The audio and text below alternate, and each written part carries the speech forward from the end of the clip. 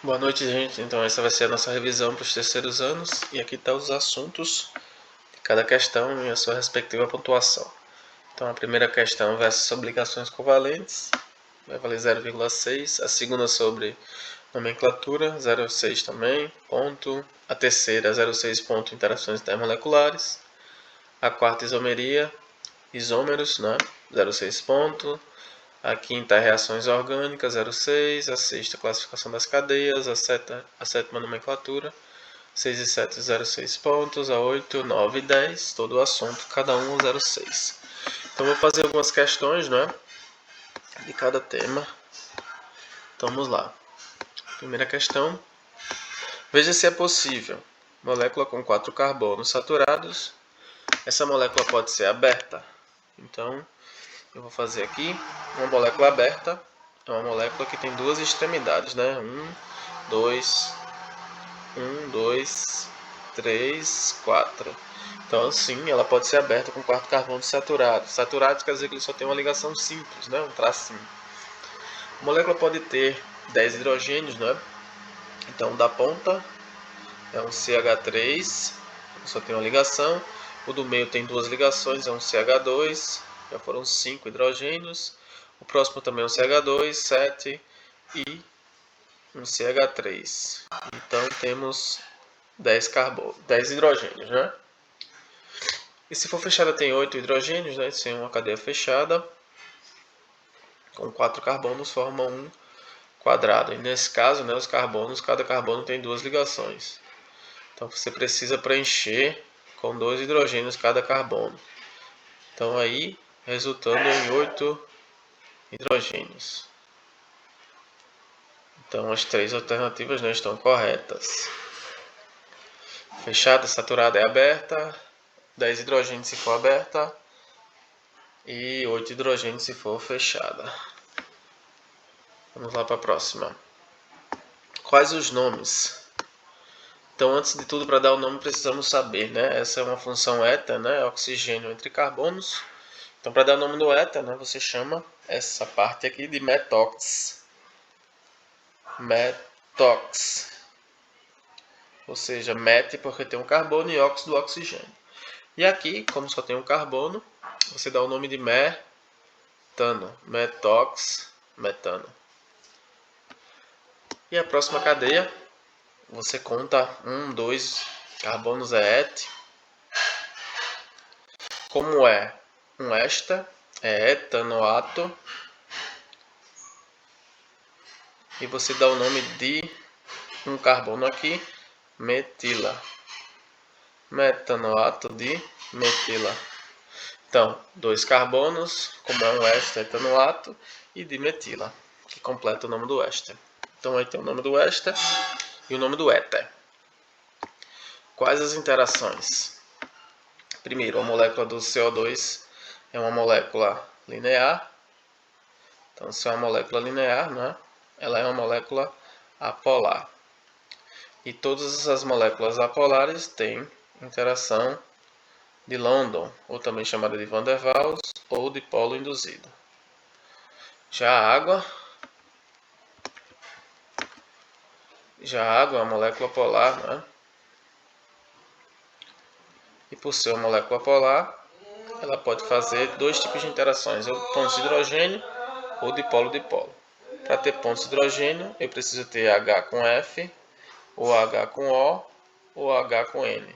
Então você olha para a água, ela tem H com O. Se tem H com O, então quer dizer que a água faz pontos de hidrogênio. Por ser polar e ter H com O, faz pontos de hidrogênio.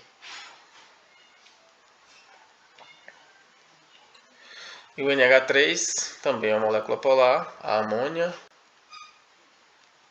Se é polar, você confere H com N. Então também, né, vai fazer pontes de hidrogênio. Então a primeira faz London, a segunda pontes de hidrogênio e a terceira também pontes de hidrogênio. Quais os isômeros? Então eu vou colocar aqui como exemplo uma cadeia que tem 4 carbonos e 10 hidrogênios. Então ela pode ter o isômero de cadeia aberta, sem ramificação, e pode ter o isômero com uma ramificação. Se você contar, né, as duas cadeias têm 4 carbonos e 10 hidrogênios, né?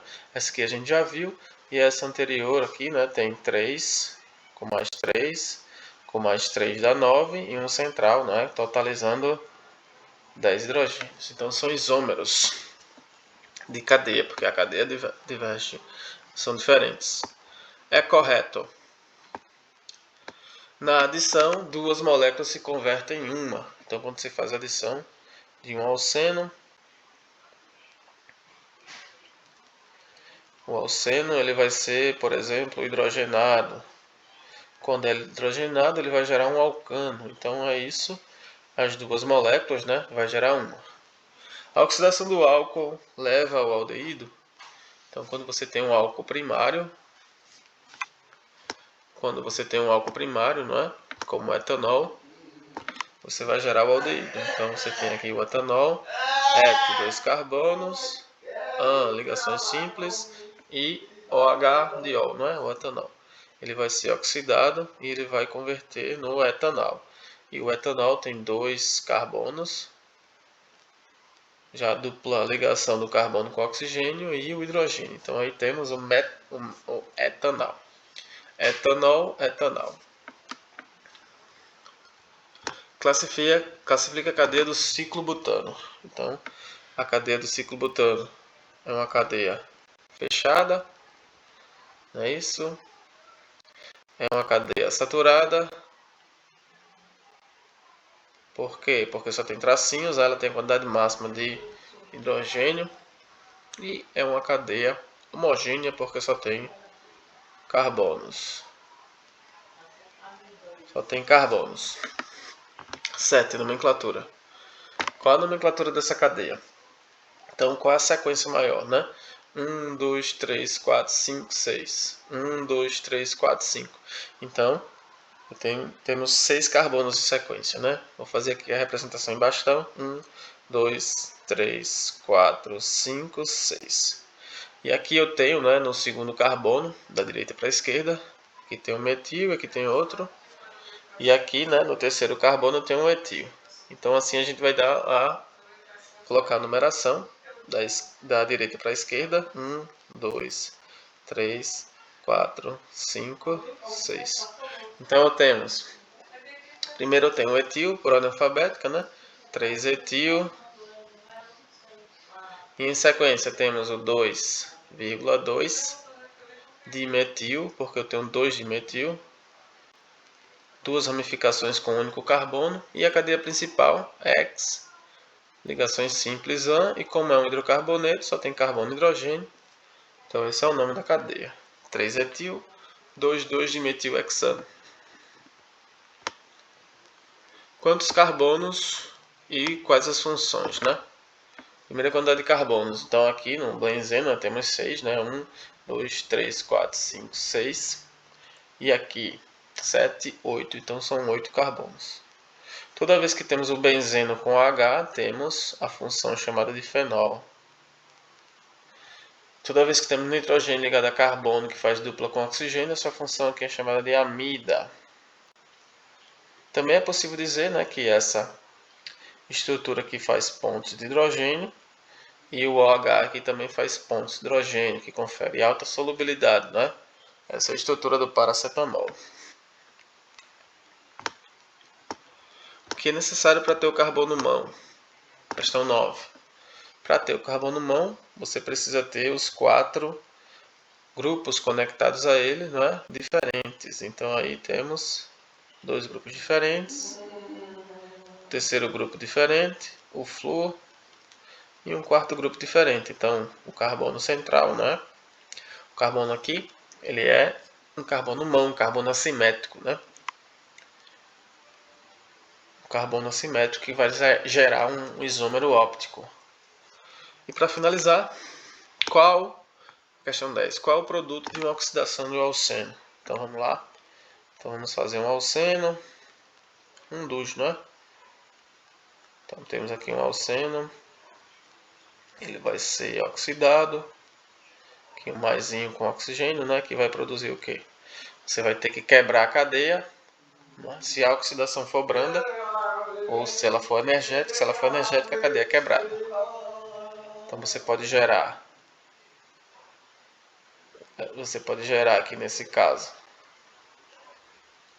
se a cadeia só quebra, uma oxidação energética, né?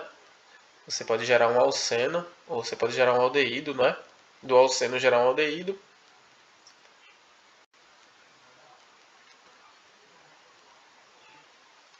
E se continuar, então você vai gerar um aldeído. Se continuar essa reação, você vai gerar, não é, ácidos carboxílicos.